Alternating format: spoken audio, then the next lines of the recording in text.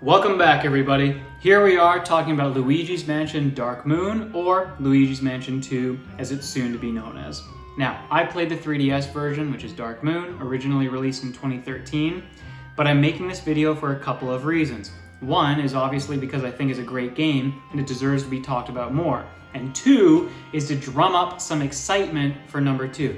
Get people to start having their eyes focused on this game and waiting for it to come out. Start anticipating it and looking forward to the great time that it will provide. Unfortunately, you won't get to play it for this Halloween. It releases in summer of next year. Questionable why we got the trailer so early, but whatever. And why it's not even releasing for Halloween of next year, but anyways. If you can't wait, if you don't want to spend the money on the Switch game, whatever your reason is, I highly recommend you play the 3DS version this October. You're gonna have a great time with it. So what can you expect? If you're a fan of Luigi's Mansion series, you have a decent understanding of what this game is like. If you've never touched one of the games before, they're kind of environmental puzzle games, a little bit of action, adventuring, some collectathon aspects with a lot of stuff that you can go and collect, or at least that's the case for number 2. I haven't played number 3 yet. Actually, my whole reason for playing Luigi's Mansion Dark Moon was it was really just a stepping stone. I had to get to number 3, but this was in the way. And boy, was I pleasantly surprised. This game does so many things well, from the graphics and the visuals, especially the ones that are presented in the environments with all of the interactable objects, the sound, the music.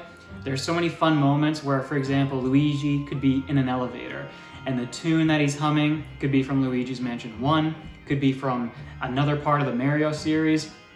Tons of fanfare, tons of Easter eggs for you to explore and discover. And speaking of exploring and discovering things, so many secrets in this game. So before I get into how it works, I just have to let everyone know, this was another thing that really impressed me.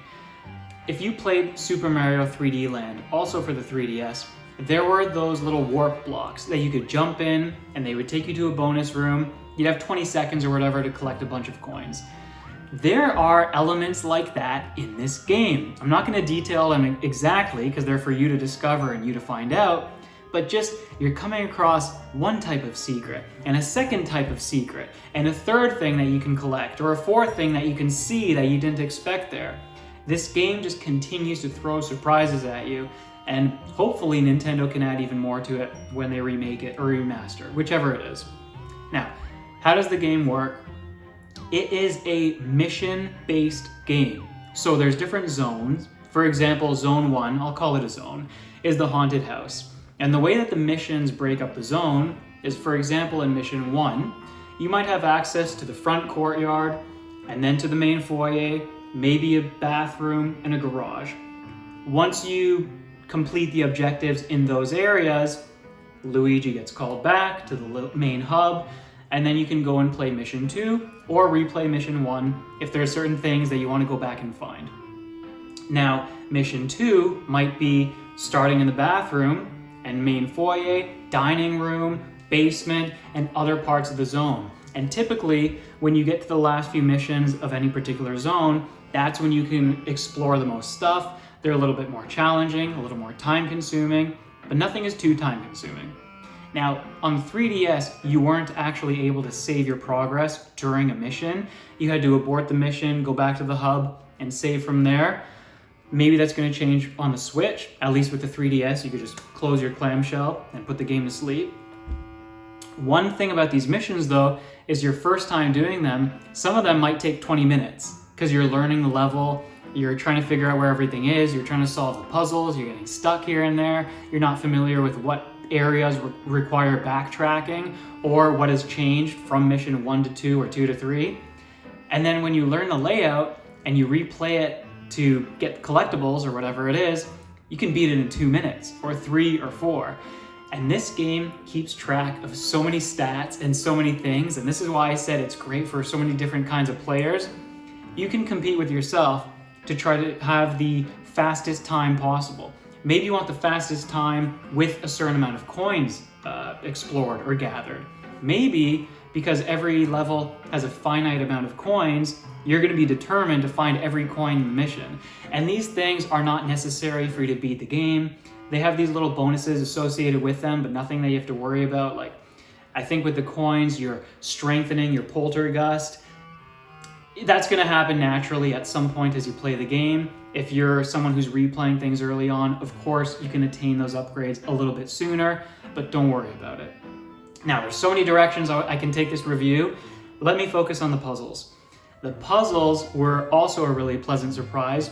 Your poltergust has a variety of functions in this game. You will be unlocking more as you go along.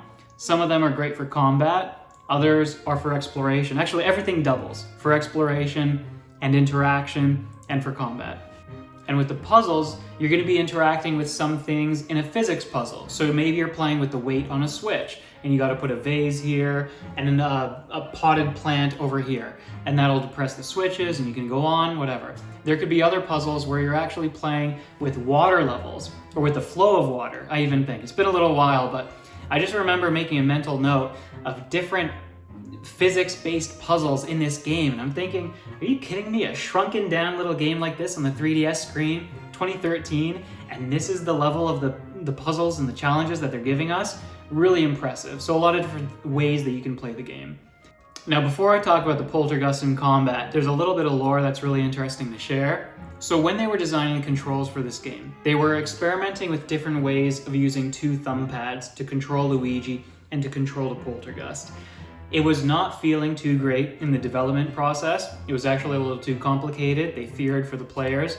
So they simplified it, and to make up for simplifying the controls, they added some of the different gadgets that you're going to be getting throughout the game. So it's amazing. These gadgets, they fit the game perfectly.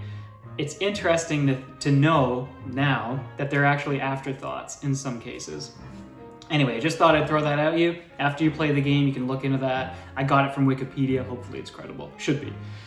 Now, with the combat and the poltergust, here's something that I did not expect. The depth of the mechanics. Some of these ghosts, they're going to be appearing with higher health points.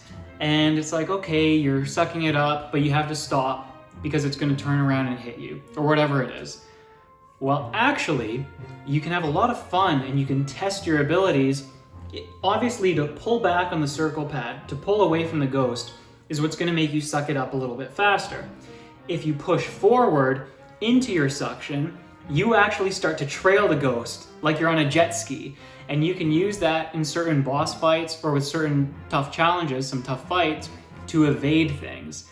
Have some fun with that. Try pushing the thumbstick around when you play, or whatever it's going to be on the Switch, and just watch Luigi zoom around as he trails behind the ghost. So I just thought that was really impressive, really interesting that there was that hidden mechanic in the combat to give players who want to push their limits a little bit, to give players an opportunity to dodge and be evasive. The last thing that I'll say about the combat is the great variety of boss battles in this game. From what I remember, no 2 boss battles are the same. Obviously, they'll borrow some mechanics from each other, and there's only so much you can do with a game like this, but they did a great job of diversifying them, making them fun. And the presentations for all of them are really great too, the way that they work into the level, the way that there's different elements of lore within the game that explains why they are that certain boss or that type of ghost. You're gonna have a really fun time just peeling back all the layers to this game and appreciating the different facets of it.